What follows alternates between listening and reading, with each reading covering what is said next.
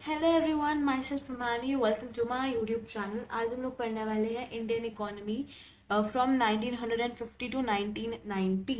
So let's begin with the chapter. But उससे पहले हम लोगों ने पिछले वाले चैप्टर में पढ़ा था how was the Indian economy on the eve of independence. मतलब कि जब हम लोगों को इंडिपेंडेंस मिली थी उससे पहले थोड़ा सा इंडिया की इकोनॉमी किस हिसाब से थी, कैसे थी। अब हम लोग पढ़ेंगे during 1950 to 1990 how was the Indian economy. हमें इंडिपेंडेंस मिला 1947 में। So India adopted the mixed economy. India ने कौन सी इकोनॉमी अडॉप्ट करी? इंडिया ने मिक्स्ड इकोनॉमी अडॉप्ट करी। जिसमें सोशलिस्ट और कैपिटलिस्टिक दोनों थे। तो सोशलिस्टिक में क्या होता है, सारा का सारा कंट्रोल गवर्नमेंट के पास होता है। जो भी चीज़ें होती है like what to produce.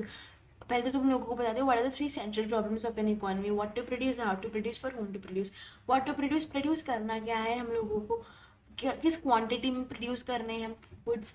How to produce, capital intensive होगा या तो फिर लेबर इंटेंसिव, लेबर से काम करवा के कराएंगे, या तो मशीन से, भाई कैपिटल या तो फिर लेबर इंटेंसिव। या तो फिर और थर्ड प्रॉब्लम कहते हैं what to produce, how to produce, for whom to produce. मतलब क्या हमारे टारगेट कंज्यूमर्स हैं, ठीक है, रिच हैं या पुअर है, उस हिसाब से। तो सोशलिस्ट इकोनॉमी में सारे के सारे डिसीजंस गवर्नमेंट लेती है और कैपिटलिस्ट में सारे डिसीजंस प्राइवेट फर्म्स के द्वारा लिए जाते हैं। तो सोशलिस्ट में ऑल द थिंग्स, और हम अगर मैं सिंपल शब्द में बोलूँ तो सोशलिस्ट में सब all the control, the whole control is under the government. And capitalist में सारा कंट्रोल प्राइवेट के हाथों होता है। Okay, so why India did not opt socialist economy. India ने सोशलिस्ट इकोनॉमी इसलिए नहीं ली क्योंकि जो कंप्लीट डिल्यूशन है प्राइवेट ओनरशिप का, वो पॉसिबल नहीं था। Right, complete dilution. कम डिल्यूशन एक तरीके से हम बोलोगे, अगर मैं सारे की सारी private ownership to an extent समाप्त कर दूँ, ख़त्म कर दूँ, उसको गवर्नमेंट के अंडर ले लूँ, तो वो पॉसिबल नहीं था उस टाइम पर। और सिर्फ कैपिटलिस्ट इकोनॉमी क्यों नहीं ली हम लोगों ने? क्योंकि अगर हम कैपिटलिस्ट ले लेते तो लोगों के वेलफेयर का कौन ध्यान रखता? तो लोगों के वेलफेयर के बारे में नहीं ध्यान, तो सिर्फ प्रॉफिट प्रॉफिट प्रॉफिट के बारे में ध्यान होता। देयरफॉर इंडिया इंडिया इंडिया ने ऑप्ट करा सोशलिस्ट और कैपिटलिस्ट का कॉम्बिनेशन, या तो फिर mixed economy. Right, mixed economy हम लोग बोलते हैं। हम लोगों ने मिक्स्ड इकोनॉमी ली। अब कुछ अच्छी अच्छी चीज़ें, इंपॉर्टेंट डेटा पॉइंट्स हम लोग बता देती हूँ मैं आपको। एक तो ये ध्यान रखना कि जो इंडस्ट्रियल पॉलिसी रेजोल्यूशन है 1948 का, और directive principles of the Indian constitution, उन्होंने एक लीडिंग रोल दिया पब्लिक सेक्टर को। प्राइवेट सेक्टर को भी एनकरेज किया गया to be part of planned efforts. Right, तो ये चीज़ ध्यान रखना। एक हमारा आईपीआर है, इंडस्ट्रियल पॉलिसी रेजोल्यूशन ऑफ 1948। साथ में जो हमारे directive principles of Indian constitution, directive principles of Indian constitution, उन्होंने बोला कि भाई जो पब्लिक है, पब्लिक सेक्टर को एक लीडिंग रोल दी, प्राइवेट सेक्टर को भी एनकरेज किया गया। और साथ में जो प्लानिंग को इफेक्टिव बनाने के लिए गवर्नमेंट ऑफ इंडिया ने प्लानिंग कमीशन सेटअप किया 1950 में। तो प्लानिंग कमीशन जो है हमारा, it was setup in the year, planning commission important है, ये ध्यान रखना। ईयर वो सेटअप इन द ईयर 1950। और जो हमारे वहाँ के उस टाइम प्राइम मिनिस्टर थे, he was like made the chairman. Right, उनको चेयरमैन बनाया गया। फाइन। प्लानिंग कमीशन ने फिक्स किया जो planning period of 5 years. 5 years को उन्होंने बोला कि विद द प्लानिंग पीरियड, जिससे हमारे 5 ईयर प्लान्स जो है स्टार्ट हो गए। 5 ईयर प्लान्स, ठीक है। हम लोग थोड़ा सा और बात आगे बढ़ते हैं। अब एक तरीके का हमारा प्लान होता है। एक तो चलो तुम बता रहे हो व्हाट इज इकोनॉमिक planning. तो economic planning can be defined as making major economic decisions, what, how, and for whom to produce by the conscious decision of a determinate authority like government on the basis of comprehensive survey of the economy as a whole. तो basically तुम लोगों को अगर पूछा जाए कि what do you mean by economic planning, तो एक तरीके से ना रटने वाला फॉर्मूला है कि भाई बताओ क्या होता है इकोनॉमिक प्लानिंग, या तो फिर फिलअप्स में आ जाए, फिल इन द ब्लैंक्स की एमसीक्यूज वगैरह में आ जाए, वन वर्ड में आ जाए। तुम लोगों को पता होना चाहिए कि व्हाट इज इकोनॉमिक प्लानिंग। तो मैं यहाँ पे तुम लोगों को लिखवा ही देती हूँ कि एक डेफिनेशन है, economic planning can be defined as making major economic decisions, what, how, and for whom to produce by the conscious decision of a determinate authority on the basis of a comprehensive survey of the economy as a whole. तो मतलब एक तरीके से पूरी definition है, पता होना चाहिए। तो यहाँ मेरी बात ध्यान से सुन। डिटर्मिनेट अथॉरिटी का मतलब एक तरीके से सरकारी है, गवर्नमेंट ही है। और एक और चीज़ होती है कि कुछ कुछ प्लान्स जो होते हैं ना हमारे, वो होते हैं लाइक फॉर 20 ईयर्स या 15-20 साल के जो प्लान्स होते हैं, they are quite a bit long term plans, right. The plans which are for 15 to 20 years, तो उनको एक नए नाम से जाना जाता है, that is your perspective plan, right. उनको बोला जाता है perspective plan. They are known as perspective plan those plans which are for like long duration, इसकी 15 से 20 साल के लिए, तो उनको बोला जाता है पर्सपेक्टिव प्लान। अब हम लोग बात करते हैं सबसे पहली इम्पोर्टेंट टॉपिक के बारे में, और सबसे बहुत ज़्यादा अच्छा टॉपिक और इम्पोर्टेंट टॉपिक है। अब ये तो हमारा सॉर्ट ऑफ इंट्रोडक्शन टाइप हो गया कि मतलब कि ये इकोनॉमिक प्लानिंग होती है, इस टाइम पे हमारी इंडिया जो है ये लाइक इंडिपेंडेंट हुई, क्या क्या चीज़ें लाइक हुई, राइट। अब हम लोग बात करेंगे what would the goals of 5 year plan. It is very very very important, बहुत ज़्यादा इंपॉर्टेंट है।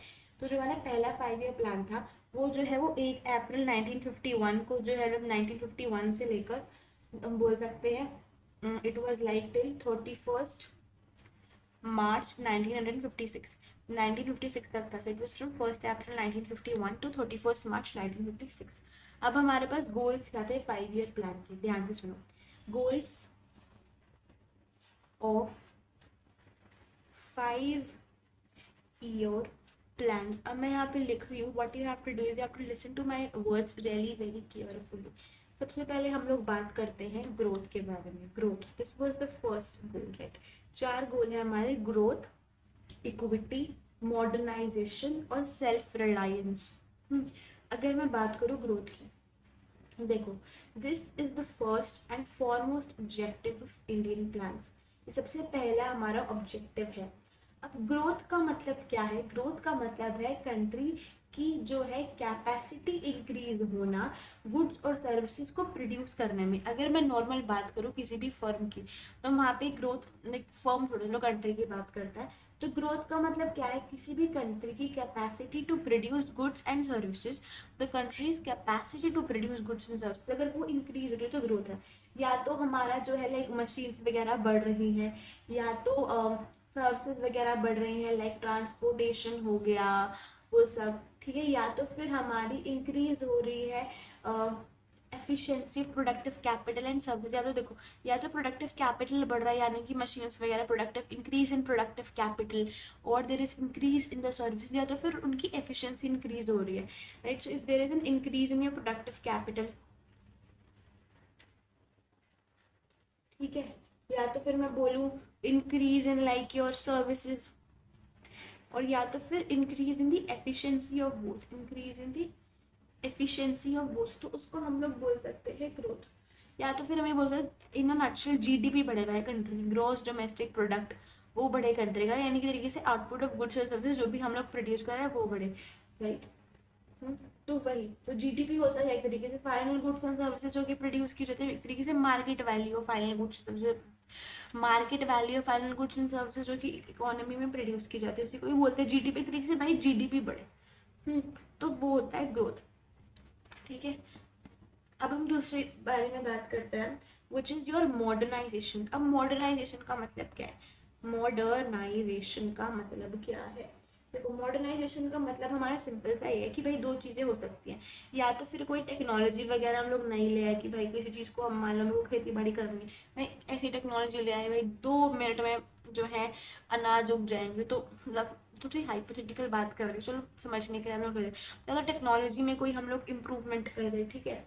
या तो फिर सोशल आउटलुक चेंज हो जाए, जैसे कि हम बोलते हैं बेटी पढ़ाओ बेटी बचाओ बेटी पढ़ाओ, तो वो चीज़ हो जाती है। इस तरीके से सोशल आउटलुक में भी चेंज हो जाए, नए नए हम लोग ख्यालों को अपनाएं, राइट। तो that is your also modernization की सोशल आउटलुक में भी चेंज होना, change in social outlook, right.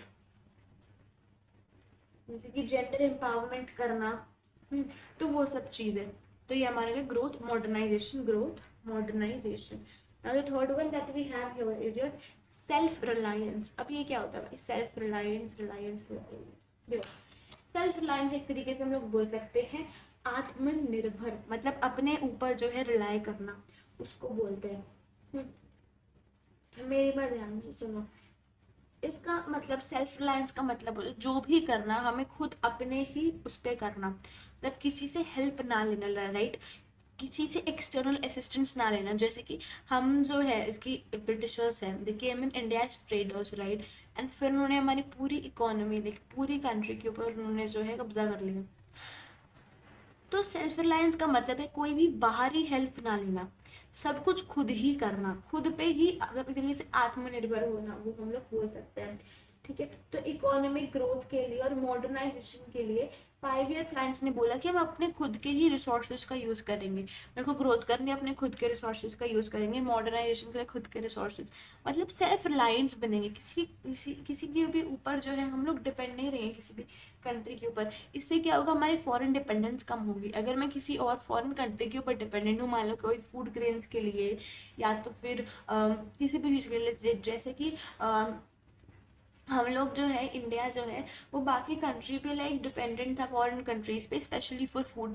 तो उससे हम लोगों को छुटकारा पाना है, right. So to reduce foreign dependence, avoid करने एक तरीके से फॉरेन इंटरफेरेंस को, जैसे मैंने बोला Britishers came as what, they came in India as the sellers, right. वो ट्रेडर्स की तरह हमारे इंडिया में आए थे। तो एक तरीके से इतना थोड़ा सा इंटरफेरेंस, इतना बड़ा 200 साल का, like we were like under them, right. British का कंट्रोल हमारे ऊपर था। तो एक तरीके से अवॉइड करना फॉरेन इंटरफेरेंस को, टू रिड्यूस फॉरेन डिपेंडेंस उस चीज़ के लिए। सेल्फ रिलायंस इज लाइक एक तरीके से हम बोल सकते हैं कि जो फॉरेन है उस पर डिपेंडेंस कम करना, foreign dependence, to reduce the foreign dependence, right.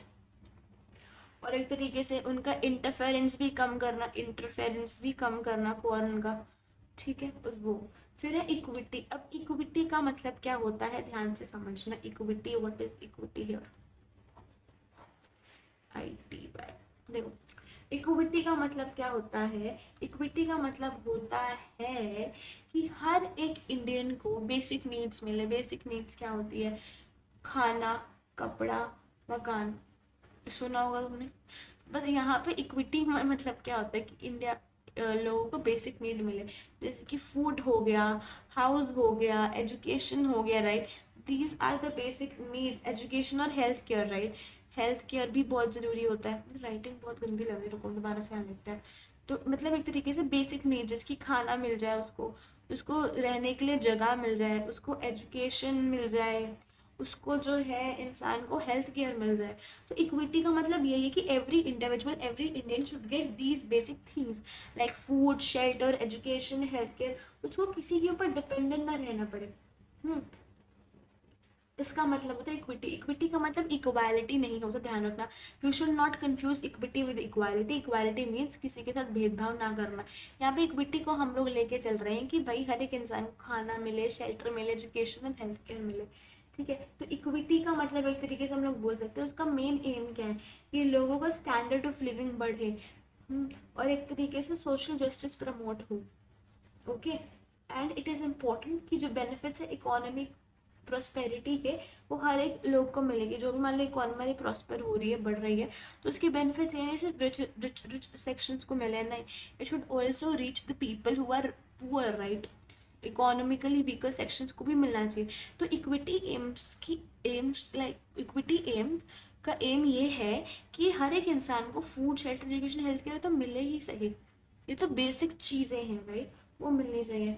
अब जैसे हम लोगों ने पिछले चैप्टर में पढ़ा था एग्रीकल्चर के बारे में अच्छे से, इंडस्ट्री के बारे में अच्छे से, फॉरेन ट्रेड, और फिर हमने पढ़ा था। तो अब हम लोग क्या करेंगे, वैसे ही इस चैप्टर को कंटिन्यू करेंगे। हम लोग सबसे पहले भी learn about agriculture right in detail, what were the things, क्या क्या चीज़ें हुई 1950 से 1990 तक।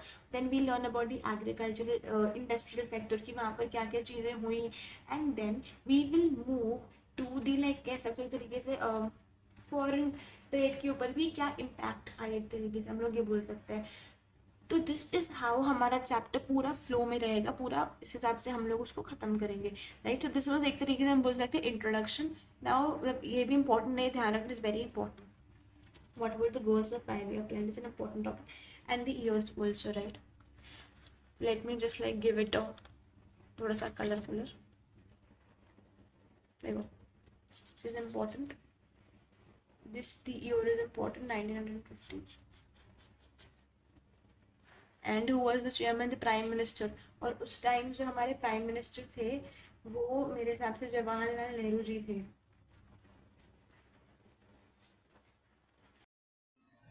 Okay, now talking about agriculture. तो देखो इंडिया जो है इंडिया, हम लोग क्या ग्रो ग्रो करते थे तब लोग, हम तब ग्रो करते थे कैश क्रॉप्स, ठीक है, जब हमें इंडिपेंडेंस मिली थी। तो हम जो है ना फूड के लिए, खाने के लिए भी ना हम लोग यूएसए पे डिपेंड होते थे। हमारा जो खाना है हम लोग इम्पोर्ट करते थे फ्रॉम यूएसए। अब सरकार कुछ पॉलिसीज लेके आई फॉर द फार्मर्स राइट। पहला तो है लैंड रिफॉर्म्स। लैंड रिफॉर्म्स के अंदर क्या था कि जो भी हमारी लैंड की ओनरशिप है वो चेंज हो जाए।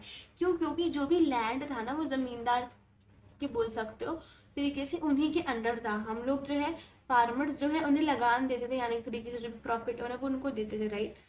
तो एक तरीके से वो फार्मर्स के अंडर नहीं था लैंड, हम लोग ऐसा बोले तो वो चीज़ नहीं थी। तो ज़मींदार को हटाना वहाँ से वॉज रियली इम्पोर्टेंट, ताकि जो नॉर्मल इंसान है, आदमी है, वो खेतों पे काम कर सके और वो उसका फ़ायदा ले सके। क्योंकि लैंड सेटलमेंट सिस्टम में क्या होता था, ownership of land was like under the government और अंडर द जमींदार्स राइट। तो लैंड रिफॉर्म्स में क्या हुआ, 200 लाख टेनेंट्स, 200 लोग जो 200 लाख फार्मर जो है वो डायरेक्ट टेनेंट्स, एक तरीके से टेनेंट का मतलब एक तरीके से किराएदार, it they came in direct contact with the government. तो एक तरीके से ये था कि जो भी हमारे वो है फार्मर्स हैं जो एक्चुअली काम कर रहे हैं उनको एक तरीके से लैंड दे दी जाए। जो भी काम कर रहे हैं उनको फार्मर्स को ओनर्स बना दिया जाए लैंड का। वो काम तो कर ही रहे, उनको लैंड का ओनर भी बना दिया जाए। अब कुछ लूप होल्स है इस लेजिस्लेशन में। क्या आता है लूप होल? तो पहले तो हमारे बोल सकते हो लैंड रिफॉर्म्स में एक पॉइंट बोल सकते हो कि अबॉलिशन ऑफ इंटरमीडिएट्स, जमींदार को हटा देना, उनको खत्म कर देना। लूप होल क्या आता है कि कहीं कहीं पे क्या होता, वो क्या करते थे ना, जमींदार बहुत तेज होते थे, वो फार्मर्स को हटा देते और वो खुद किसान बन के आ जाते थे। वो बोलते यार ये तो हमारे ही खेत है, हम यहाँ का किसान है, यहाँ के किसान है, तो वो ऐसा करते थे। दूसरी कुछ कुछ जगहों पे क्या होता था ना कि चलो लैंड तो दे दिया फार्मर्स को, ठीक है, फार्मर्स को लैंड तो मिल गया, बट उनके पास इतना पैसा नहीं होता था कि वो जो है उसका फ़ायदा ले सके जो भी उन्हें लैंड मिली। क्योंकि अगर लैंड के ऊपर काम करना है तो भाई पैसा तो होना चाहिए। You have to buy seeds, fertilizers वगैरह, कुछ मैन्योर वगैरह लेना पड़ता, तो उसके लिए पैसे, अब लोगों के पास पैसा ही नहीं था तो कैसे करते। अब दूसरी चीज़ है लैंड सीलिंग। लैंड सीलिंग के अंदर क्या होता था कि हम लोग फिक्स कर देते थे limit of land right. We use to fix the limit of land right, fixing the limit of land. जो भी ओन्ड किया जाएगा बाय ओनर्स, ताकि कंसंट्रेशन ऑफ लैंड है ना वो मतलब वो एक ही इंसान के पास ना रहे। तो अब जमींदार बहुत तेज होते थे इस मामले में। वो क्या करते थे ना, वो कुछ ज़मीन अपने नाम पे कर देते और बाकी ज़मीन अपने रिलेटिव्स के नाम पे कर लेते थे, क्लोज रिलेटिव्स के नाम पे। तो एट द एंड इवेंचुअली ज़मीन तो उनकी ही हुई। तो उससे भी जो है बहुत ही ज़्यादा जो हमारे फार्मर्स हैं उनको फ़ायदा नहीं मिल पाया, क्योंकि ज़मींदार बहुत तेज़ होते थे। They used to register the name of close relatives. और जो पर्पस था जैसे मैंने बताया, it was to reduce the concentration of land in few hands, की जो भी कंसेंट्रेशन ऑफ लैंड है वो फ्यू हैंड्स में ना रहे, कुछ लोगों के पास ना रहे, बाकी लोगों पे भी जाए। और एक चीज़ तुम लोगों को ध्यान रखें, तो ये तो चीज़ें होगी पॉलिसीज़ क्या थी इसकी। लैंड रिफॉर्म्स में हम लोग तरीके से बोल सकते हैं कि जो भी ज़मींदार थे उनको एबॉलिश करना right, the abolition of zamindars right, this was the thing. And land ceiling right, it is like fixing a limit, एक लिमिट को फिक्स करना right, fixing a limit land which can be hold by an individual. और एक चीज़ तुम लोगों को मैं बताऊं कि लैंड रिफॉर्म्स जो है वो केरला और वेस्ट बंगाल में ही सक्सेसफुल थे. They were successful in Kerala and West Bengal. अब वहाँ पे क्यों सक्सेसफुल थे? क्योंकि जो गवर्नमेंट है वहाँ स्टेट की, वो बहुत ज़्यादा कमिटेड थी. वो बहुत ज़्यादा कमिटेड थी भाई, हम लोगों को यहाँ पे जो है लैंड रिफॉर्म्स को जिस तरीके से लेके ही आना है. कहाँ पे? केरला और वेस्ट बंगाल के अंदर. बाकी स्टेट्स में इतना कमिटमेंट आप नहीं बोल सकते उतना था, और जो है बहुत ज़्यादा इनइक्वालिटी फिर कॉन्टिन्यूड रही. तो केरला और वेस्ट बंगाल में like there was something, the states was something like कि उसमें लैंड रिफॉर्म सक्सेसफुल थे. बाकी स्टेट्स में इतना नहीं थे सक्सेसफुल. अब हम लोग बात करते हैं द मोस्ट लाइक बहुत अच्छा टॉपिक इस चैप्टर का, विच इज़ द ग्रीन रेवोल्यूशन. बहुत अच्छा टॉपिक है ये, बहुत अच्छा टॉपिक. देखो, हमने पॉलिसीज तो पढ़ ली. सरकार ने ऐसा ऐसा करा, लैंड रिफॉर्म्स लेके आई सरकार, ठीक है. जमींदार को ख़त्म करने की बात करी, अबॉलिशन. जमींदार को ख़त्म मतलब वो वाला ख़त्म नहीं, ख़त्म मतलब एक तरीके से वो जमींदार जो है वो जमींदारी सिस्टम नहीं रहेगा इन दैट सेंस, राइट. और land ceiling, like fixing the limit of land. Now we are going to talk about the green revolution. अब ग्रीन रेवोल्यूशन के अंदर तुम लोगों ने बचपन में भी पढ़ा होगा क्या चीज़ थी. हाई ग्रीन रेवोल्यूशन में HYV सीड्स आ गई थी, राइट. HYV सीड से क्या होता था ना, उससे जो हमारी प्रोडक्टिविटी है वो बढ़ जाती थी, राइट. बट उसमें क्या था ना, बहुत ज़्यादा हमें इरिगेशन करना पड़ता था, बहुत ज़्यादा फर्टिलाइजर्स का यूज़ होता था, विच वॉज थोड़ा bad thing.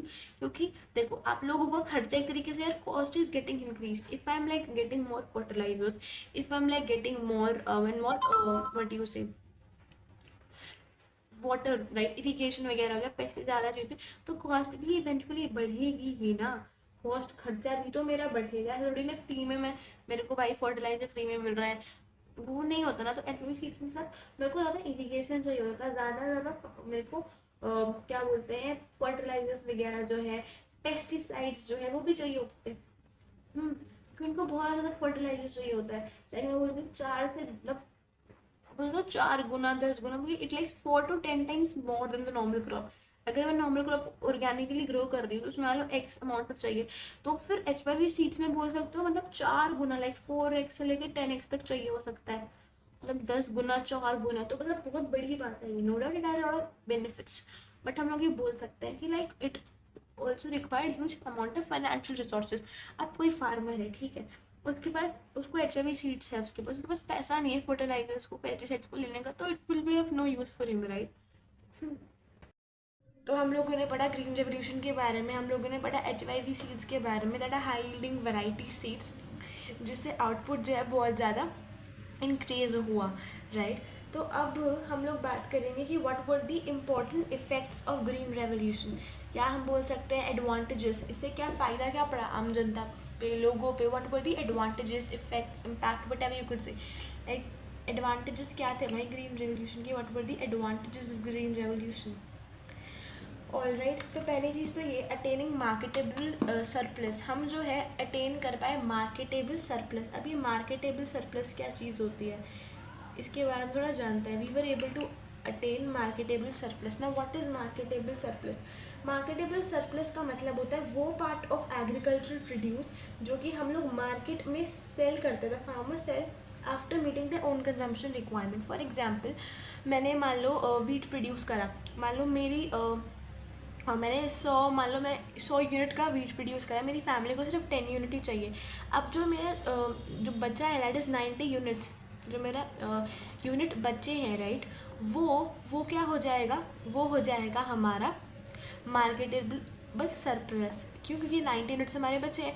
This will be a marketable surplus. और ये जो भी फार्मर है, इसको he will be selling in the market, right. वो उसको मार्केट में सेल करेगा, तो इससे हम लोग मार्केटेबल सरप्लस को अटेन कर पाए.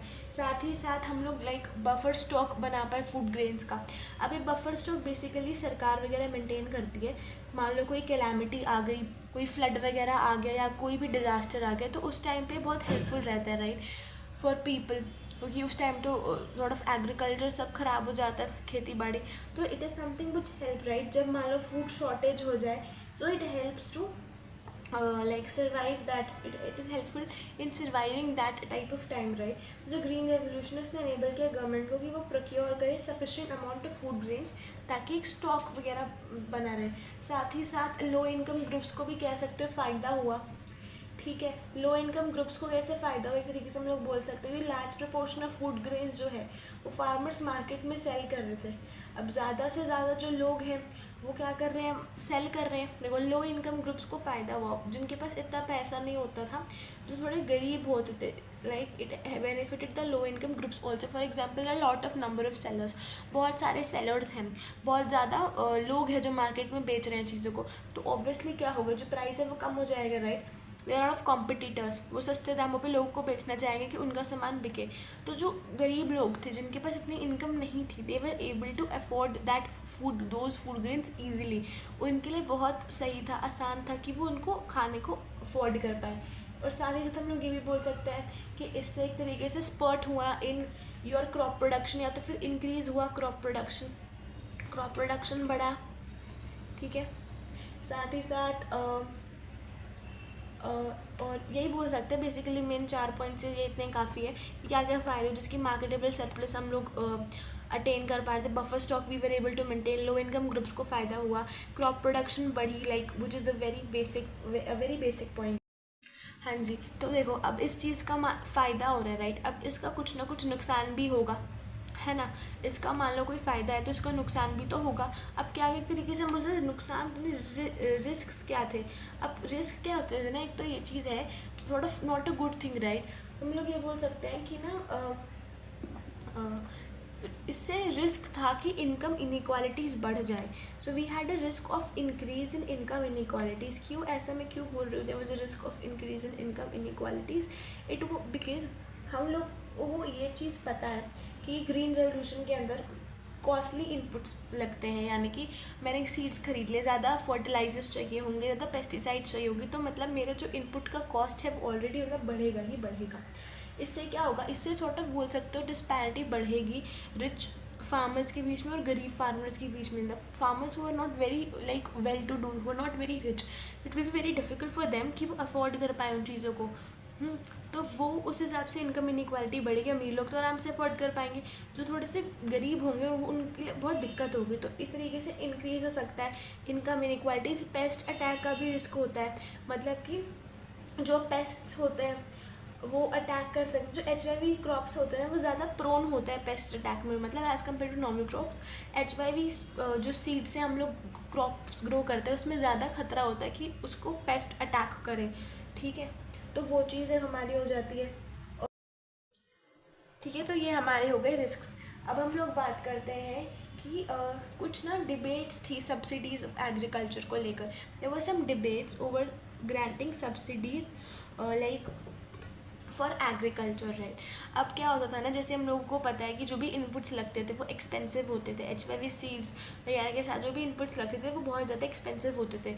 तो सरकार क्या करती थी, सरकार ना सब्सिडीज़ देती थी। अब दो बोल सकते हैं हम लोग, दो आइडियोलॉजीज थी, मतलब तरीके से लोग जो हैं वो दो भागों में बट गए।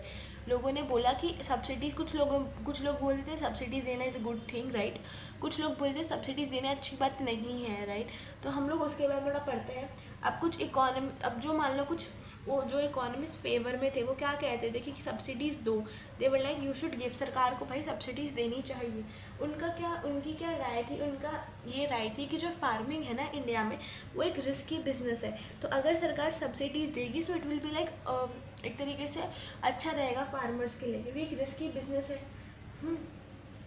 तो इसलिए सरकार को सब्सिडीज़ देनी चाहिए। और एक और भी चीज़ उन्होंने बोला, भाई फार्मर्स बहुत ज़्यादा पुअर है इंडिया में, राइट। तो बहुत ज़्यादा ज़रूरी है कि उन्हें सरकार फाइनेंशियल हेल्प दे, उन्हें फाइनेंशियल एड दे। तो एक उन्होंने वो भी बात, उन्होंने ये भी बोला कि अगर जो है वो एलिमिनेट कर देंगे सब्सिडीज़ देना बंद कर देंगे तो it will increase income inequalities also. If like subsidies are eliminated so it would increase the income inequalities, right. गरीब और गरीब हो जाएगा, अमीर और अमीर हो जाएगा। तो ये कुछ इकोनॉमीज जो फेवर में थे वो ऐसे बोलते कि it is a risky business, lot of population is poor in India, right. मतलब फार्मिंग पॉपुलेशन, इनकम इनइक्वालिटीज़ बढ़ेगी अगर तुम लोग सब्सिडीज़ नहीं दोगे। हाँ जी, तो कुछ जो थे वो अगेंस्ट थे उसके, जैसे हम लोगों ने अभी देखा कि जो सब्सिडीज़ हैं it should be faced out, यानी कि उनको हटा देना चाहिए एक बार जब लोग उसको अडॉप्ट कर दें। और साथ ही साथ ये भी है कि जो सब्सिडीज़ है, कुछ इकोनॉमिस्ट बोलती है कि जो सब्सिडीज़ है वो पुअर लोगों को फ़ायदा नहीं करती, वो जो है it they benefit the fertilizer industry, like they are benefiting the fertilizer industry. वो आम जनता तक नहीं पहुंच पा रही, राइट, आम जनता तक उसका जो भी फ़ायदा है, बेनिफिट है, वो नहीं पहुंच पा रहा है, वो सारा का सारा फ़ायदा फर्टिलाइज़र इंडस्ट्री को मिल जा रहा है, ठीक है, जिसकी करप्शन के थ्रू होता है ना, तो मतलब उस हिसाब से वो बोल रहे हैं कि फर्टिलाइजर इंडस्ट्री के पास सारा फ़ायदा जा रहा है, जो आम जनता है, जो गरीब किसान है, उसके पास तो फ़ायदा जा ही नहीं रहा, तो क्या फ़ायदा भाई सब देने का, सब्सिडीज़ वगैरह, ठीक है। अब एक क्वेश्चन आता है which is a very important question, जिसके पेपर में पूछ रहे थे यार, क्रिटिकल अप्रेजल्स बताओ एग्रीकल्चरल डेवलपमेंट के, या तो फिर एक तरीके से बोलते हैं, एक तरीके से हम बोल सकते हैं क्रिटिकल अप्रेजल्स को, मतलब एक तरीके से हम लोग सॉर्ट ऑफ साइनॉप्सिस या तो फिर समरी बता दो भाई, सॉर्ट ऑफ लाइक दैट। तो क्रिटिकल अप्रेजल्स इंपॉर्टेंट है, पूछा जा सकता है, तो उसमें हम लोगों को वही चीज़ें लिखनी है जो हमने अभी तक पढ़ा है, ठीक है, एक तरीके से उसको अपनी सिंपल साधारण भाषा में। तो हम लोग थोड़ा क्रिटिकल अप्रेजल्स के बारे में बात करते हैं। देखो, क्रिटिकल अप्रेजल फॉर एग्रीकल्चर के लिए, ठीक है। एक तो ये चीज़ है, हम लोग ये बोल सकते हैं कि जो लैंड रिफॉर्म मेजर्स थे और ग्रीन रेवोल्यूशन थे वो बहुत अच्छी चीज़ थी, लेकिन इसको हम ओरली इसके बारे में बात कर सकते हैं, ठीक है। क्या हम बोल सकते हैं क्रिटिकल अप्रेजल्स, ये बोल सकते हैं कि जो भी लैंड रिफॉर्म सरकार लेके आई, जो भी ग्रीन रेवोल्यूशन लेके आई, that was something which were like very good things, like they were very good for our Indian economy, India के एग्रीकल्चर के लिए बहुत अच्छी चीज़ें थी, ठीक है। और हम ये भी बोल सकते हैं कि जो ज़मींदारी सिस्टम को एबॉलिश किया गया वो बहुत ही ज़्यादा अच्छी चीज़ थी, इससे जो है किसानों के पास उनकी ज़मीन आ गई। तो हम लोग वो चीज़ मेंशन कर सकते हैं about the abolition of zamindari system.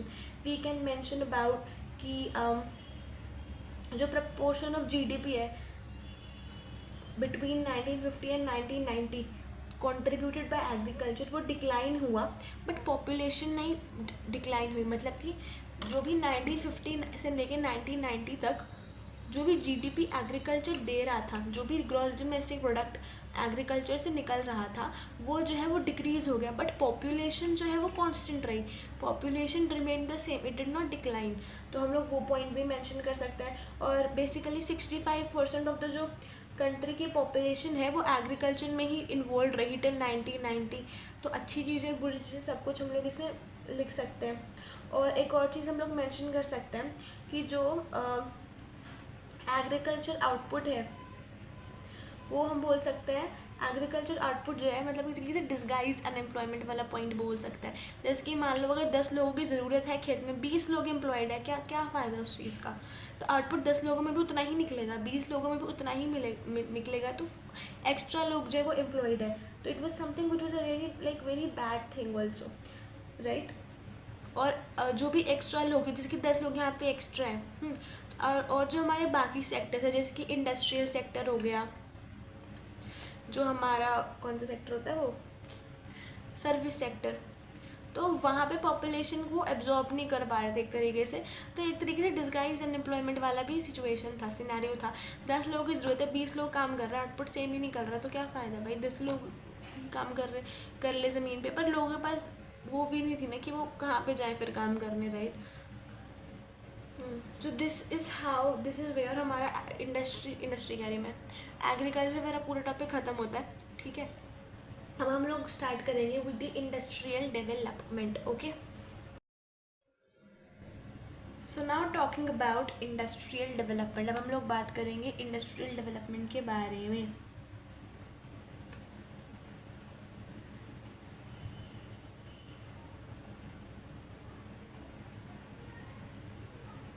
देखो, जो इंडस्ट्री है ना, इंडस्ट्री वो एम्प्लॉयमेंट प्रोवाइड करती है लोगों को, और जो एम्प्लॉयमेंट इंडस्ट्री किसके द्वारा प्रोवाइड की जाती है ना, it is to an extent more stable, right. जो भी employment which is provided by industries, it is quite a bit like more stable, वो थोड़ी ज़्यादा स्टेबल होती है as compared to the what do we say as compared to the employment which is provided in agriculture। तो industrial development की थोड़ी ज़्यादा stable वो होती है एम्प्लॉयमेंट। साथ ही साथ ये चीज़ ध्यान रखना कि सिर्फ 2 वेल मैनेज्ड आयरन और स्टील फॉर्म्स थे, ठीक है। इंडिपेंडेंस के टाइम पे इंडस्ट्रीज बेसिकली बहुत ज़्यादा लिमिटेड थी, कॉटन टेक्सटाइल्स और जूट टेक्सटाइल इंडस्ट्री से थी हमारे इंडिया में, और उसके अंदर भी ना सिर्फ 2 ही वेल मैनेज्ड आयरन और स्टील फर्म्स थी। एक जमशेदपुर में थी और एक कोलकाता में थी, राइट। एक जमशेदपुर में थी और एक कोलकाता में थी। क्या they were like oh well managed you could say iron and steel firms. सिर्फ 2 ही वेल मैनेज्ड थी, एक तो थी जमशेदपुर के अंदर और एक थी कोलकाता में, ठीक है। अब हम लोग बात करते हैं इंडस्ट्रियल डेवलपमेंट में। इंडस्ट्रीज वगैरह को डेवलप करने में जो पब्लिक सेक्टर है उसने क्या योगदान दिया, what was the role of public sector in industrial development. देखो पब्लिक सेक्टर का उस टाइम पे क्या रोल था। पब्लिक सेक्टर जो है ना, एक तरीके से हम लोग बोल सकते हैं इंडस्ट्रियल डेवलपमेंट में एक ज़रूरत थी कि जो पब्लिक सेक्टर है ना वो मतलब बहुत ज़्यादा काम करे, लीड रोल ले, right. There was a need for the leading role of the public sector. क्यों ज़रूरत थी कि भाई पब्लिक सेक्टर मेन लीडर्स बोले, मतलब एक तरीके से मेन काम पब्लिक सेक्टर क्यों करे, वाई इट वाज इम्पोर्टेंट, क्यों ज़रूरी था। पहली चीज़ तो ये थी कि it is very important, was very important for the public sector to come on the forefront, सामने आए और वो अपना मेन मतलब काम करे। क्यों? क्योंकि जो कैपिटल है ना, कैपिटल की शॉर्टेज थी, there was shortage of capital, right. Capital की शॉर्टेज थी विद प्राइवेट फर्म्स, राइट। तो हम लोग प्राइवेट फर्म से ऐसा वो होप नहीं कर सकते कि वो कोई फर्म्स वगैरह कुछ ऐसा जो डेवलपमेंट करेगी। सरकार जो है उसी से हम लोग वो होप रख सकते थे उस टाइम पे, क्योंकि भाई प्राइवेट सेक्टर के पास कैपिटल ही नहीं था, पैसा ही नहीं था, उनके पास रिसोर्सेज ही नहीं थे, तो how they can like do the industrial development, right. और साथ ही साथ जो प्राइवेट सेक्टर है उसमें लैक ऑफ इंसेंटिव भी था। लैक ऑफ इंसेंटिव हम लोग एक तरीके से बोल सकते हैं कि उन्हें लाइक सॉर्ट ऑफ प्रॉफिट नहीं मिल रहा था।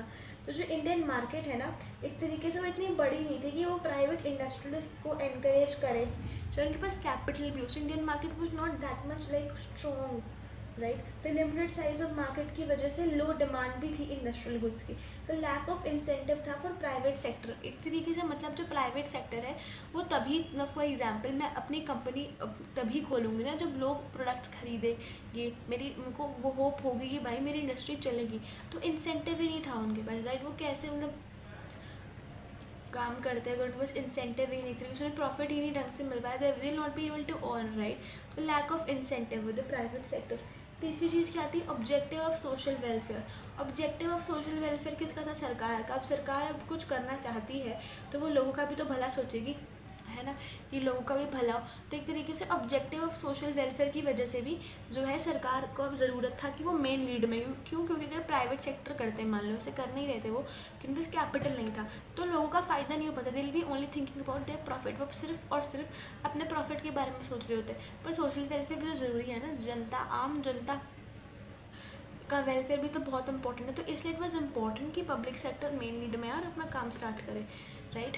वो इंडस्ट्रीज़ को डेवलप करे, प्रमोट करे, कुछ स्टार्ट करे, right. It was very important for them. So there was lack of incentive second part like with the private firms, all right. So it was very important. अब हम लोग बात करते हैं इंडस्ट्रियल पॉलिसी रेजोल्यूशन के बारे में। इंडस्ट्रियल पॉलिसी रेजोल्यूशन 1956 के बारे में तो ध्यान रखना है ना कि देखो सबसे पहला इंडस्ट्रियल पॉलिसी रेजोल्यूशन जो है IPR वो हमारा 1948 में आया था। The first IPR came in 1948, the second IPR जो मैं तुम लोगों को अभी पढ़ाऊँगी that came in 1956। IPR is your industrial policy resolution, ठीक है। तो 30 अप्रैल को आया था ये। It was like adopted on 30 April 1956। अब इसके अंदर क्या चीज़ें थी वो बहुत अच्छे से समझना, it is very interesting, right. Under IPR of 1956 what do you think that happened? IPR 1956 में क्या क्या चीज़ें हुई। पहली चीज़ तो थी क्लासिफिकेशन हो गई इंडस्ट्रीज़ की। इंडस्ट्रीज़ की क्या हो गई, क्लासिफिकेशन हो गई। जैसे कि स्केड्यूल A इंडस्ट्रीज़ बन गए, स्केड्यूल B, स्केड्यूल C। तो ऐसी हमारी इंडस्ट्रीज़ बन गई थी। अब इसमें अलग अलग चीज़ें होती थी, जैसे कि स्केड्यूल A के अंदर जो है वो वाली इंडस्ट्रीज़ होंगी जो कि पूरी की पूरी सरकार के द्वारा ही मैनेज की जाएंगी। In schedule A those industries were included that would be exclusively owned by the state. इसमें जैसे कि 17 इंडस्ट्रीज़ आ रही थी, जैसे कि आपके आर्म्स हो गए, ammunitions, atomic energy, heavy and core industries, aircraft, oil, railways, ये सारी की सारी जो भी बहुत क्रूशियल इंडस्ट्रीज होते हैं किसी भी नेशन के लिए, वो सब। तो पूरा का पूरा it would have been owned by the like solely by the public sector. Schedule B में 12 इंडस्ट्रीज थी, जो एक तरीके से हम लोग बोल सकते हैं थोड़ा बहुत जॉइंट एफर्ट था of the private and the public sector, right.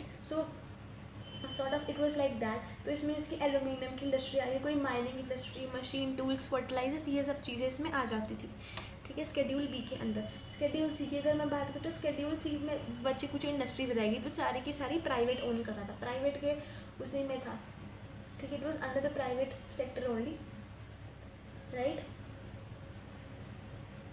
अब इसमें क्या होता है ना, शेड्यूल सी के अंदर ये जो इंडस्ट्रीज़ हैं वो स्टेट के द्वारा जो है कंट्रोल की जाती थी, और ना एक सिस्टम ऑफ लाइसेंसेस चल लगते थे इस पर, कि अगर तुम लोगों को करना है काम तो तुम लोगों को लाइसेंसिंग वगैरह करानी पड़ती होती थी उस टाइम पर, ठीक है।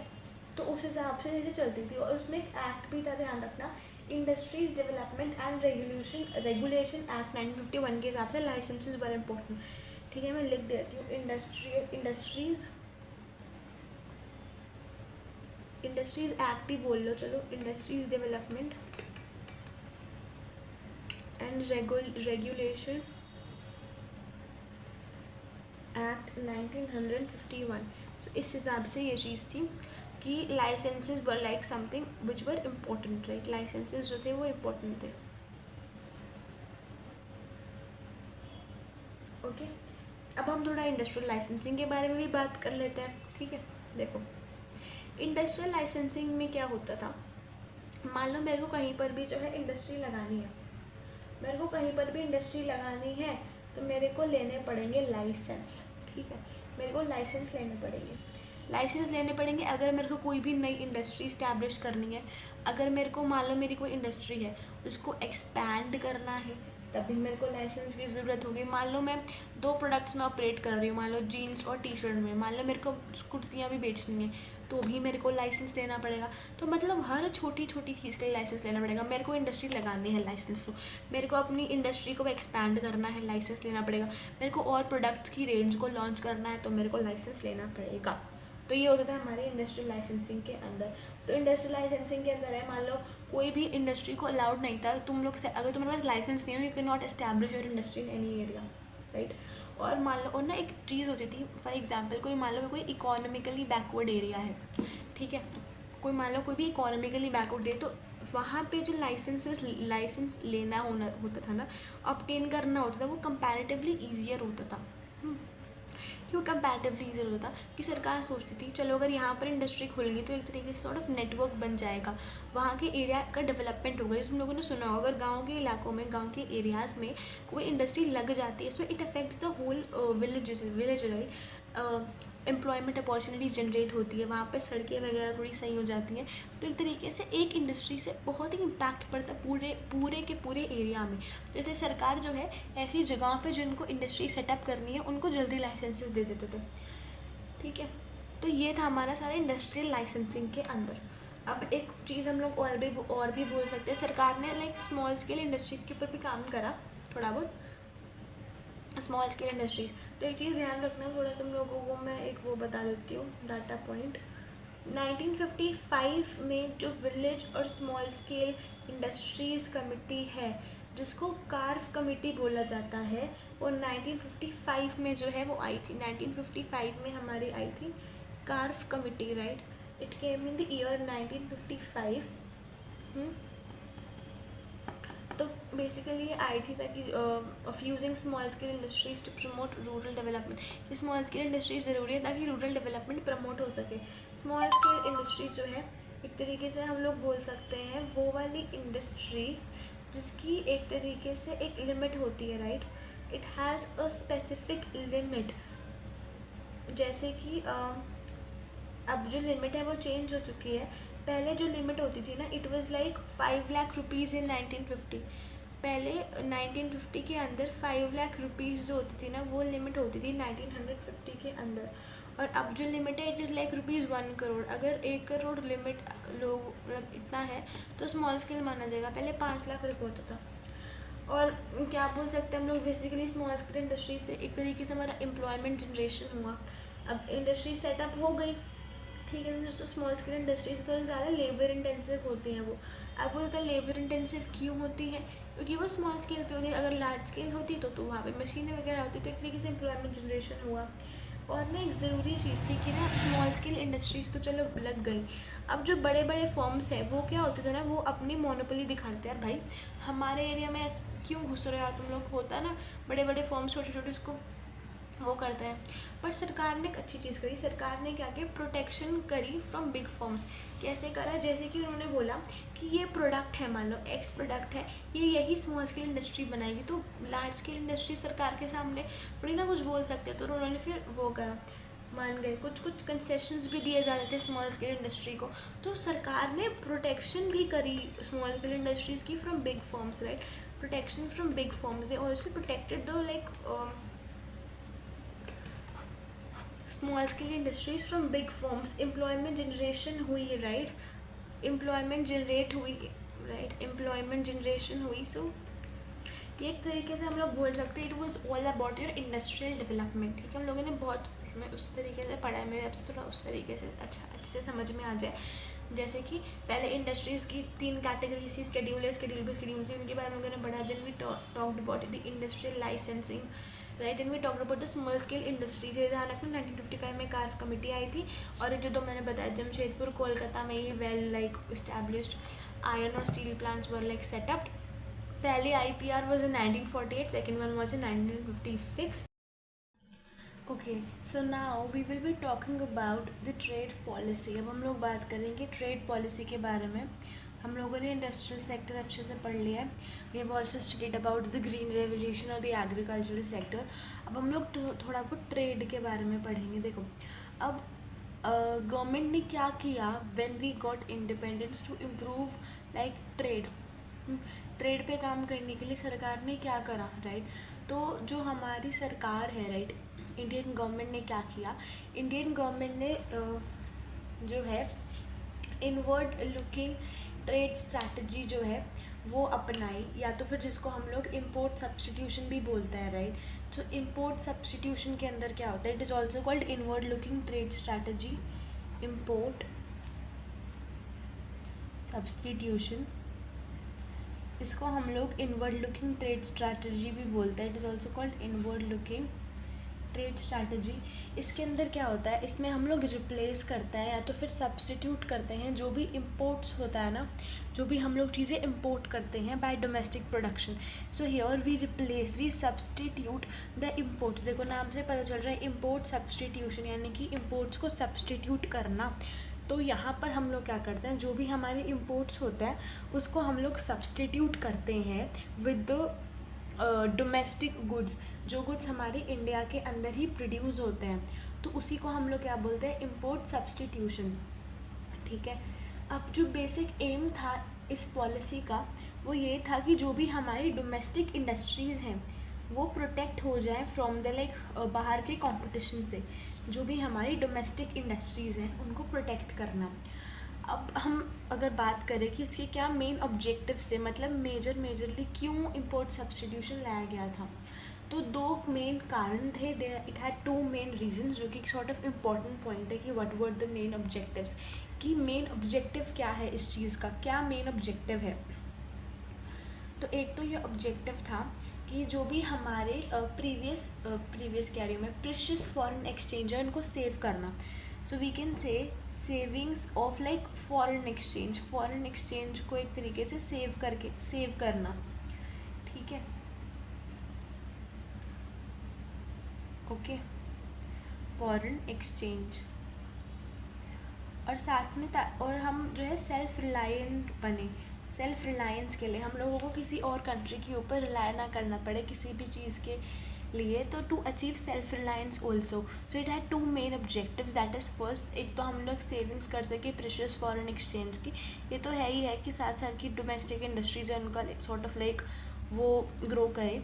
बट मेजर 2 रीजंस क्या थे, एक तो सेविंग्स ऑफ फॉरेन एक्सचेंज, जो भी हमारे फॉरेन एक्सचेंज है उनको सेव करना, और एक तरीके से सेल्फ रिलायंस को अचीव करना, उसको अटेन करना। अब हमारे पास ना 2 टर्म्स होती हैं, तारिफ और कोटाज। अब ये इम्पोर्टेंट है, इसका डिफरेंस भी इम्पोर्टेंट है।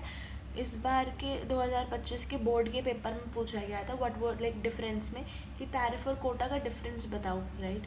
तो इम्पॉर्टेंट टॉपिक है, तो ध्यान से समझना। I will tell you a trick जो तुम्हारे दिमाग में लंबे समय तक रहेगी। देखो, टैरिफ और कोटाज। देखो, टैरिफ होता है हमारे पास और हमारे पास होता है कोटाज। देखो जी, टैरिफ टी टी। अब टैरिफ से हम लोग थोड़ा सा टैक्स बोल सकते हैं, टी टैक्स। कोटाज से मैं बोल देती हूँ क्वांटिटी। अब इससे तुम लोगों को याद रहेगा फॉर अ लॉन्गर ड्यूरेशन। तो तारिफ क्या होता है ना, तारिफ होता है टैक्स जो कि हम लोग लेवाई करते हैं, लगाते हैं इम्पोर्टेड गुड्स के ऊपर। The tax which is levied on imported goods it is called तारिफ। उसको हम लोग तारिफ बोलते हैं। टैक्स को बेसिकली जो इम्पोर्टेंट गुड्स पे लगाया जाता है उसको हम लोग बोलते हैं तारिफ, ठीक है। मेन एम ये होता है कि डिस्करेज करें हम लोग इम्पोर्ट्स को। Main aim of tariff is this. Then we have quotas. Quotas का मतलब होता है कि एक तरीके से लिमिट सेटअप कर देना कि भाई इस क्वांटिटी से ज़्यादा तुम लोग जो है इम्पोर्ट नहीं कर सकते।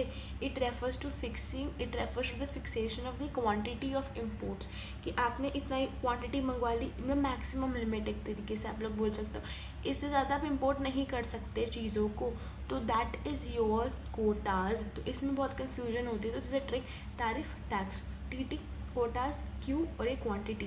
टैरिफ म्हणजे tax on imported goods, Kota's मतलब फिक्सिंग मैक्सिमम लिमिट, एक तरीके से क्वांटिटी रिस्ट्रिक्ट करना कि भाई इतनी ही क्वांटिटी, लिमिटेड क्वांटिटी की restriction of the quantity of goods which are to be imported, right.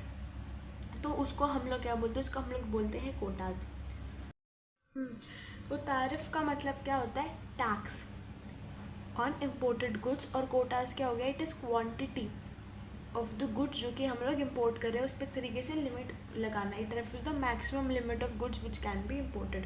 अब ना एक और क्वेश्चन आता है कि रीज़न क्या है इम्पोर्ट सब्सटीट्यूशन का, सरकार क्यों लेके आए import substitution, what is the reason behind the import substitution, क्या कारण क्या है। तो देखो, एक तो ये चीज़ है कि बहुत ही ज़्यादा इम्पोर्टेंट था हमारे लिए कि हम लोग जो है इम्पोर्ट सब्सटीट्यूशन करें। क्यों, अगर हम लोग इम्पोर्ट सब्सटीट्यूशन नहीं करते तो जो भी हमारी कंट्री का फॉरेन एक्सचेंज है वो सारा का सारा ख़त्म हो जाता। सो टू प्रिजर्व, और या तो फिर to save the foreign exchange, एक ये भी रीज़न है कि हम लोग चाहते थे कि सेव हो जाए फॉरेन एक्सचेंज। क्योंकि अगर मैं मान लो बाहर से इम्पोर्ट कर रही हूँ चीज़ें, then I to give them in their currency only, right. मैं उनको उनकी ही करेंसी में पेमेंट करूँगी तो मेरा फॉरेन एक्सचेंज डिक्लाइन होगा, कम होगा। पर अगर मैं नहीं करूँगी, मैं मंगवाऊँगी नहीं बाहर से कुछ, मैं इम्पोर्ट ही नहीं कराऊँगी चीज़ें, right, so it will not lead to the decline of foreign exchange. तो एक तरीके से हम बोल सकते हैं to save, right, to save the foreign exchange, right, to save foreign exchange, save करना फॉरेन एक्सचेंज को, ठीक है। और हम लोग एक ये भी चीज़ बोल सकते हैं कि हमारी जो इंडिया थी, right, the policy of protection import substitution में जो है, it is based on the basic point, और it is based on the fact कि जो इंडस्ट्रीज़ हैं हमारी डेवलपिंग कंट्रीज़ में, जैसे कि इंडिया, हम उस कगार पे नहीं थे उस टाइम पर। We were not on that point कि हम लोग compete करें with the imported goods, right. हमारी इंडिया में जो भी इंडस्ट्रीज़ थी they were like developing. Industries develop नहीं थी कि हम लोग भाई बिल्कुल तैयार हो आउटसाइड कंपटीशन के लिए। सो एक तरीके से to also help the normal industries grow, कि हमारी जो नॉर्मल इंडस्ट्रीज़ हैं वो ग्रो कर पाएँ, because we are a developing nation, right. तो हमारी इंडस्ट्रीज़ भी वेल फ्लरिश तो नहीं थी उस टाइम तक, we were developing things, right. और अगर हम आउटसाइड, यानी कि एक तरीके से हम लोग, अगर मैं फॉरेन गुड्स के साथ compete करूँगी तो that would not be a fair competition for the like जो भी हमारे डोमेस्टिक इंडस्ट्रीज़ के लिए नहीं होगा, बिकॉज वो बाहर के जो फॉरेन गुड्स वगैरह है there already well developed, right. But हम तो डेवलप कर रहे डोमेस्टिक इंडस्ट्रीज़ वगैरह को। तो एक तरीके से आप ये भी बोल सकते हो, because India was not on the point, we were not at the point of competing with the outside goods or competing with the goods that are made in developed countries, right.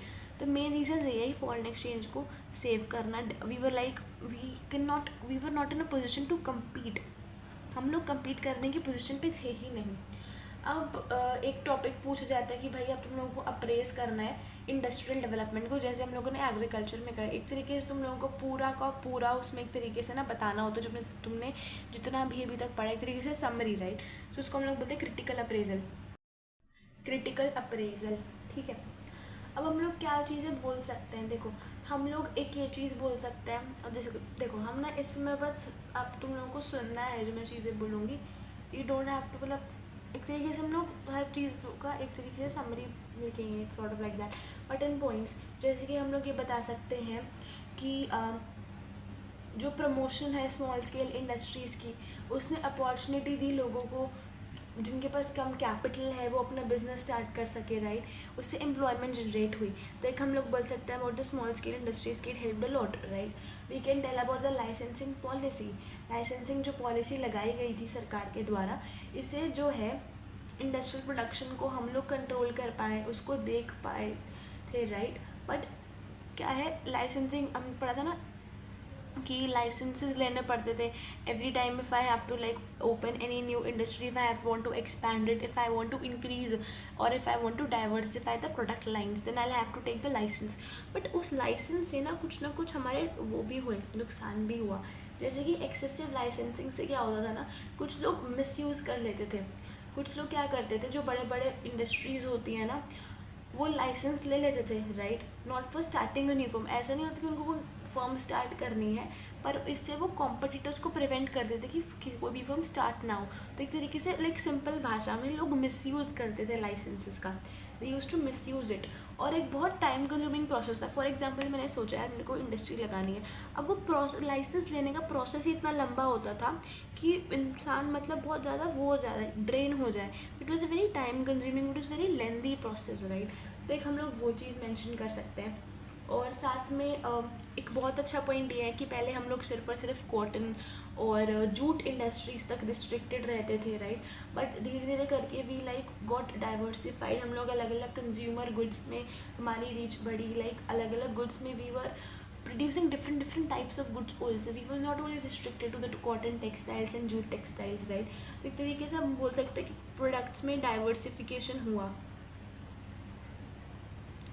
Alright. और हम लोग ये mention कर सकते हैं कि जैसे कि प्रोडक्शन हम लोग प्रोटेक्ट हो रहा था फॉरेन का कंपटीशन से, we were getting protection, import substitution के थ्रू जो है प्रोटेक्शन मिल रही थी, है ना। जिससे क्या हो रहा था ना, डेवलपमेंट हो रही थी इंडस्ट्रीज़ की, है ना।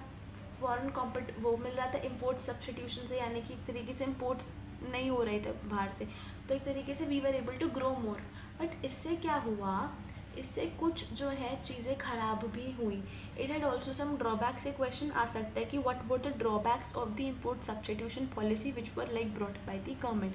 तो व्हाट आर द ड्रॉबैक्स, हम लोग क्या क्या ड्रॉबैक्स इसमें लिख सकते हैं कि क्या क्या ड्रॉबैक्स रहे होंगे इंपोर्ट सब्स्टिट्यूशन पॉलिसी के। देखो जी, वो हम लोग मैं यहीं पे लिख देती हूँ ताकि व्हेन यू बी स्टडिंग तो ईजी रहे। देखो एक तो ये ड्रॉबैक था कि हम जो है एक स्ट्रॉन्ग एक्सपोर्ट सेक्टर नहीं बना पाए, we fail to develop a strong export sector. हम लोग एक स्ट्रॉन्ग एक्सपोर्ट सेक्टर नहीं बिल्ड कर पाए, we were unable to build up a strong export sector due to the import substitution, और जिसको हम लोग इनवर्ड लुकिंग ट्रेड स्ट्रैटेजी भी बोलते हैं। और साथ ही साथ लैक ऑफ कंपटीशन भी, like we were not competing with the outside goods. हम लोगों को बाहर से कम्पीट नहीं कर रहे थे, तो हम लोगों को जो एक तरीके से कंपटीशन का अंदाज़ा नहीं हो पाया था कि दिस इज़ हाउ लाइक कितना स्ट्रॉन्ग कंपटीशन है। Like we were not able to meet the international standards of product quality, right.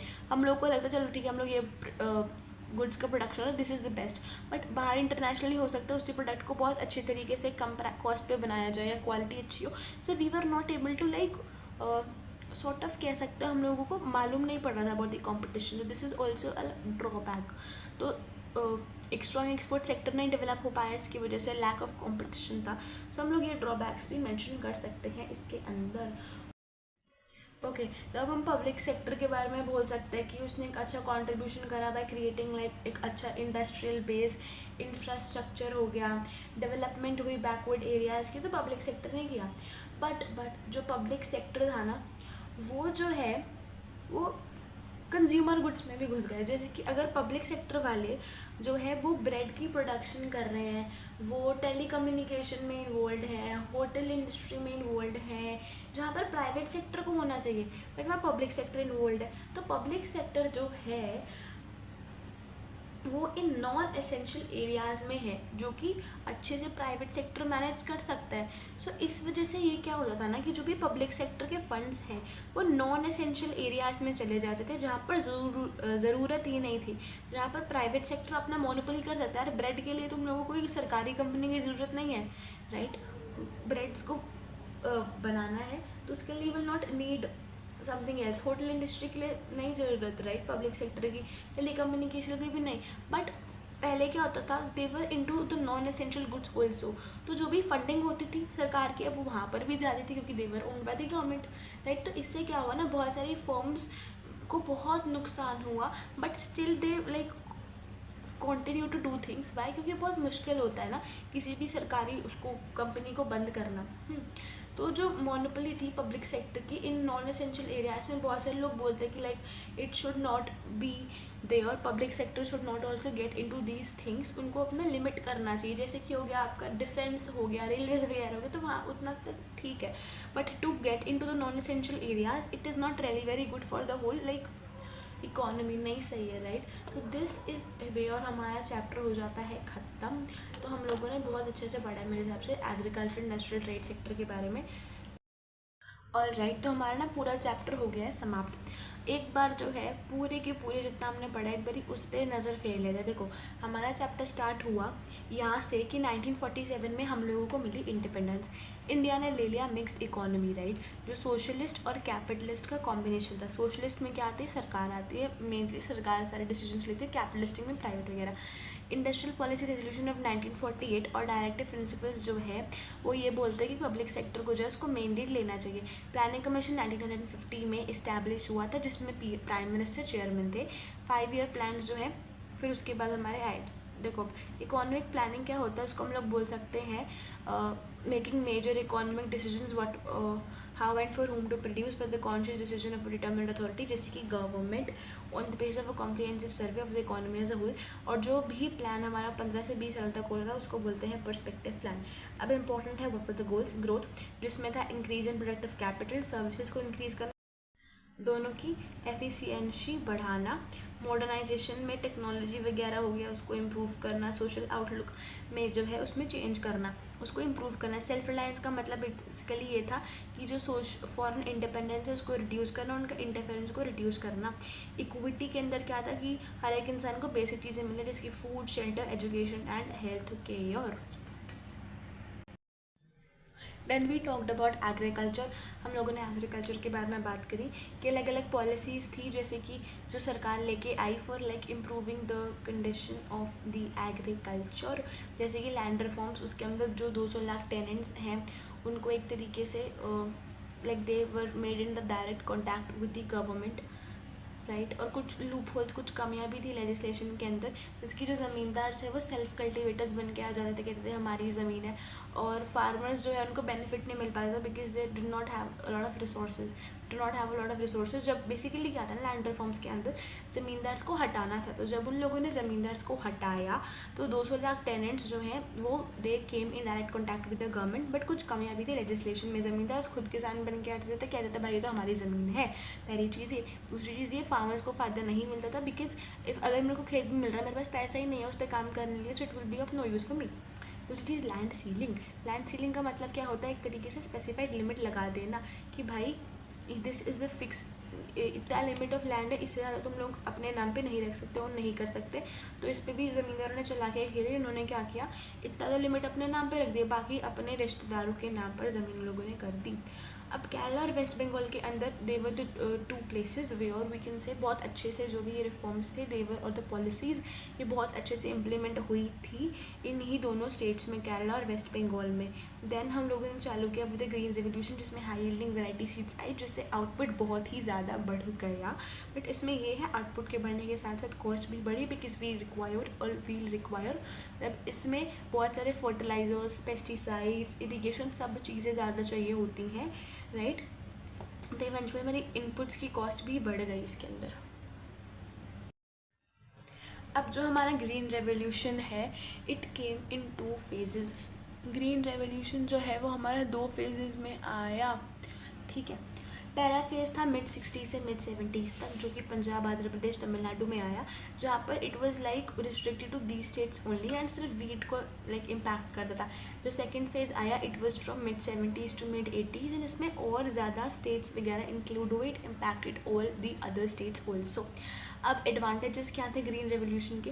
Marketable surplus, यानी कि जो सेल्फ सफिशिएंसी के लिए मान लो मेरे को मैंने यहाँ पे एग्जांपल भी दिया था, 10 यूनिट की मेरे को मान लो ज़रूरत है, मैं 100 यूनिट को प्रोडक्शन करूँ तो 90 यूनिट तो मैं जाके बाज़ार में बेच सकती हूँ ना। तो वो होता है मार्केटेबल सरप्लस। बेसिकली जो सेल्फ कंजम्पशन को हटा के जितना मेरे पास वो बचता है, जो भी प्रोडक्शन हुआ है फूड ग्रेन्स का, और वो मार्केट में मतलब बेचने वो मतलब I will be selling it in the market, that is what is your marketable surplus. Then you have buffer stock. Buffer stock में बेसिकली जो भी फूड ग्रेन्स है तो स्टोर किया जाता है इन केस एनी कैलामिटी आ जाए, कुछ ऐसी आपदा आ जाए तो उसके लिए। लो इनकम ग्रुप्स को इसने फ़ायदा करा, क्यों? क्योंकि बहुत सारे सेलर्स थे मार्केट में, जिससे प्राइजेस जो है of the food grains they declined, जिससे लो इनकम ग्रुप्स भी उनको अफोर्ड कर पा रही थी। Next thing is that crop production जो है वो इंक्रीज़ हुआ, ऑब्वियसली ग्रीन रेवोल्यूशन की वजह से हुआ। फिर है रिस्क क्या थे? इंक्रीज इन इनकम इनइक्वालिटीज़, अमीर लोग और अमीर होते जा रहे थे, गरीब और गरीब होते जा रहे थे। पेस्ट अटैक का बहुत रिस्क था कि जो HIV सीड्स है they are more like HIV और ग्रीन रेवोल्यूशन के द्वारा जो कि HIV सीड से जो भी हम लोग प्रोडक्शन कर रहे हैं, they are more prone to pest attack, यानी कि जो भी कीड़े मकोड़े बहुत जल्दी वो लग जाते हैं, एक तरीके से ऐसा बोल सकते हो, as compare to the normal organic like farming if you are doing that. अब कुछ डिबेट्स थे, कुछ लोग बोलते हैं भाई subsidy is very good, subsidy is very good. They have some people who were like no subsidy should be given to the farmers, right. अब जो उसके फेवर में थे वो कहते थे यार फार्मिंग एक रिस्की बिजनेस है तो इसलिए जायज़ है सब्सिडीज़ देना किसानों को। वो लोग ये भी बोलते थे कि a lot of people are poor, right? A lot of farmers are poor, but which it is very important, it is like a responsibility of the government कि भाई उनको जाके तुम लोग जो है क्या दो, सब्सिडीज़ दो। और इससे क्या होता था? इंक्रीज़ हो जाती थी इनकम इनइक्वालिटीज़। कैसे इंक्रीज़ होती थी इनकम इनइक्वालिटीज़? देखो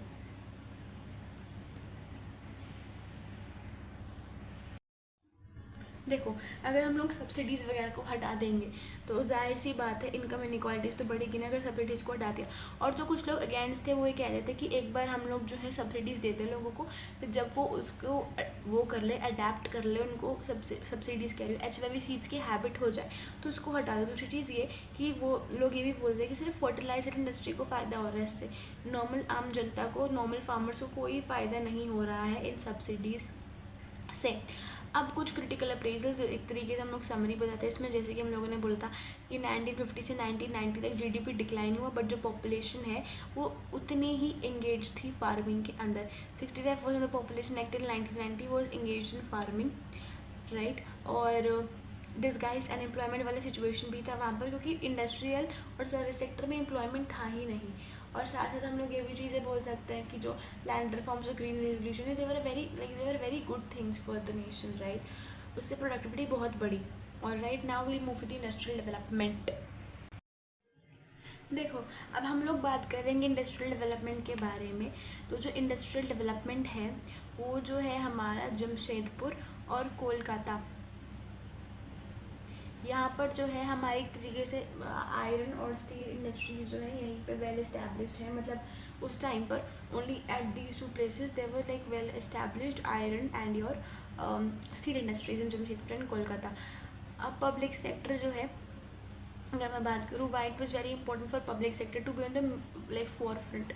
यूँ ज़रूरी था मेन रोल पब्लिक सेक्टर का कि वो जो है फॉर फ्रंट पे रहे और इंडस्ट्रियल डेवलपमेंट पे काम करे। पहली चीज़ ये कैपिटल की जो है शॉर्टेज थी, प्राइवेट सेक्टर के पास इतना कैपिटल नहीं था। दूसरी चीज़ ये इनके पास इंसेंटिव की भी कमी थी, राइट, काम करने के लिए। They also had the lack of incentive, right, कि इंडियन मार्केट जो थी it was like not so big enough कि वो प्राइवेट इंडस्ट्रियलिस्ट को वो करे, एनकरेज करे to undertake the things at that point of time. और ऑब्जेक्टिव ऑफ सोशल वेलफेयर है, सरकार है भाई, सरकार कुछ सोशल वेलफेयर के बारे में भी सोचेगी, private sectors will only think about the profits, right. उसके बाद ध्यान रखना IPR सबसे पहले वाला इट केम इन 1948। IPR जो industrial policy resolution, right, industrial policy resolution जो है हमारा वो आया 1948 में। दूसरा 1956 में आया उसके बारे में हम लोग पढ़ेंगे अभी। देखो इसमें क्या हुआ, IPN 1956 में इंडस्ट्रीज़ की क्लासिफिकेशन हो गई, शेड्यूल बी, शेड्यूल सी।